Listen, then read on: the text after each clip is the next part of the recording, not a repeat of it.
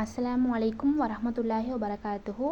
அல்லாஹும்ம ஸல்லி அலா சையதினா முஹம்மதின் வ அலா ஆலி சையதினா முஹம்மதின் வபாரிக் வசல்லிம்.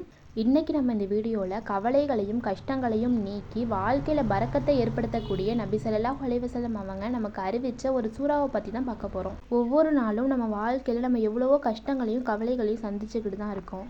எவ்வளவோ கஷ்டங்களும் கவலைகளும் நம்ம வாழ்க்கையில் இருந்துக்கிட்டு தான் இருக்குது. ஆனால் அதற்கான ஒரே ஒரு தீர்வு நம்ம அல்லாஹ்விடத்தில் நெருங்கிறது தான். மனிதர்களிடத்தில் கேட்டு நம்முடைய தேவைகள் என்றைக்குமே பூர்த்தி ஆகாது. அதே மாதிரி நம்ம மனசில் இருக்க கஷ்டங்களையும் கவலைகளையும் மனிதர்களிடத்தில் சொல்கிறதுனால அதற்கான பலன் என்றைக்குமே கிடைக்காது.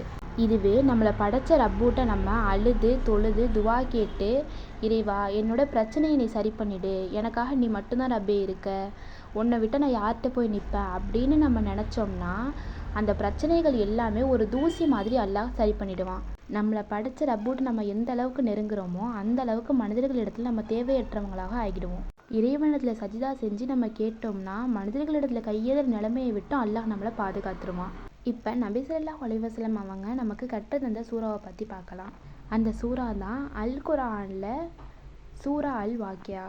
எந்த விஷயத்தையுமே நம்ம முழு நீயத்தோடு செய்யும்போது அதற்கான பலனும் அதிக அளவில் தான் இருக்கும். சூரா அல் வாக்கியாவை நீங்களும் உங்கள் குடும்பத்தினரை ஓதிவாங்க. அப்படி ஓதுனீங்கன்னா உங்கள் குடும்பத்தில் வறுமை பீடிக்காது அப்படின்னு நபி ஸல்லல்லாஹு அலைஹி வஸல்லம் அவங்க கற்று தந்திருக்காங்க. அதனால் இந்த சூறாவை ஃபஜருக்கு அப்புறமும் மஹ்ரிபுக்கு அப்புறமும் ஓதி வர்றதுக்கு முயற்சி செய்யுங்க. ஏன் குறிப்பிட்டு ஃபஜருக்கு அப்புறமும் மஹ்ரிபுக்கு அப்புறமும் சொல்கிறேன்னா, ஃபஜர் அப்போ அல்லாஹ் முதல் வானத்துக்கு இறங்கி வர்றான். அந்த நேரம் மிகவும் சிறப்புக்குரிய நேரமாக இருக்குது. அதே மாதிரி அசருக்கு பிறகு உள்ள நேரம், அந்த நேரமும் மிகவும் சிறப்புக்குரிய நேரம். இந்த 2 நேரத்துலேயும் ஓதும்போது அதற்கான பலன் இன்னுமே அதிகமாக இருக்கும். நம்ம ஓதுறதுன்னு மட்டும் இல்லாமல் ஃபோன்லேயே ஆலிம்கள் ஓதுகிற ஆடியோக்களும் இருக்குது. அதையும் நம்ம வீட்டில் சத்தமாக ஓத விடலாம்.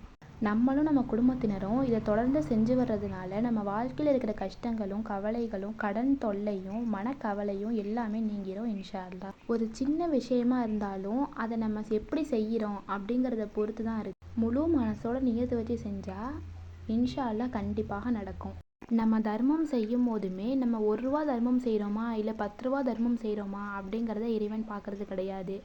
நம்ம தர்மம் செய்யணுங்கிற எண்ணம் நம்மளுக்கு இருக்கா அப்படிங்கிறது தான் இறைவன் பார்க்குறான். இன்ஷா அல்லாஹ் நியத்து வச்சு நம்ம வாழ்க்கையில் நடைமுறைப்படுத்துவோம் இன்ஷா அல்லாஹ்.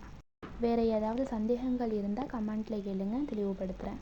அல்லாஹ் நம் அனைவருடைய வாழ்க்கையிலும் பரக்கத்தை ஏற்படுத்துவானாக. ஆமீன். அஸ்ஸலாமு அலைக்கும் வரஹ்மத்துல்லாஹி வபரகாத்துஹு.